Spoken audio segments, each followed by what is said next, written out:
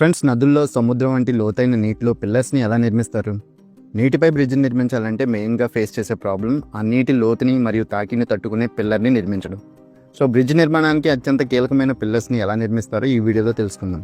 పిల్లర్ని నిర్మించడంలో వాడే most common method cofferdam. పిల్లర్ని నిర్మించడానికి సెలెక్ట్ చేసిన ప్లేస్లో ఈ కాఫర్ డ్యామ్ని యూజ్ చేసి అక్కడ నీరు లేకుండా చేస్తారు. సో ముందుగా ఈ కాఫర్ డ్యామ్ని వాటర్లో బిల్డ్ చేయాల్సి ఉంటుంది. సో ఫస్ట్ నది లేదా నీటిలో పైల్ డ్రైవింగ్ హ్యామర్ మిషన్ ద్వారా నీటి అడుగు భాగాన స్టీల్ షీట్స్ లేదా షీట్ పైల్స్ని భూమిలోకి దించుతారు. ఇవి ఒకదానికొకటి ఇంటర్లాక్ అయి ఉంటాయి. ఈ ఇంటర్లాకింగ్ సిస్టమ్ వల్ల లోపలికి వాటర్ రాకుండా ఉంటుంది. వన్స్ ఇలా మొత్తం రౌండ్గా షీట్స్ అన్నిటిని కనెక్ట్ చేసిన తర్వాత లోపల ఉన్న వాటర్ని మిషన్ ద్వారా బయటికి పంప్ చేస్తారు. కానీ పెద్ద పెద్ద నదులు వంటి లోతైన నీటిలో కాఫర్ డ్యామ్లో ఉన్న వాటర్ని పంప్ చేసి బయటికి తీసినప్పుడు బయట ఉన్న నీటి ప్రవాహానికి కాఫర్ డ్యామ్ డ్యామేజ్ అయ్యే ఛాన్స్ ఉంది. ఇలాంటి సమయంలో డబుల్ లేయర్ కాఫర్ డ్యామ్ని అరేంజ్ చేస్తారు. అప్పుడు ఆ రెండింటి మధ్యలో ఇసుక, రాళ్ళు వంటివి వేసి కాఫర్ డ్యామ్ లీకేజ్ కాకుండా చూసుకుంటారు. అలాగే డ్యామ్ లోపల వాల్స్కి సపోర్ట్ కోసం బ్రేసింగ్ ఫ్రేమ్ సిస్టమ్ని అరేంజ్ చేస్తారు. వాటిని డ్యామ్ లోపల వాల్స్కి నట్స్ అండ్ స్క్రూస్తో కంప్లీట్గా టైట్ చేస్తారు. ఆ తర్వాత లోపల ఉన్న వాటర్ మొత్తాన్ని బయటికి తీసేస్తారు.